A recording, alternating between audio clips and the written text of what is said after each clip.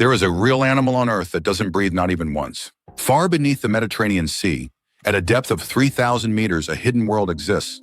In this pitch-black, high-pressure abyss, life takes a form no one expected. Meet Loricifera, a tiny animal, smaller than a grain of sand, discovered crawling along the seabed. Its body glows faintly, armored and delicate, moving through thick, silent sediment.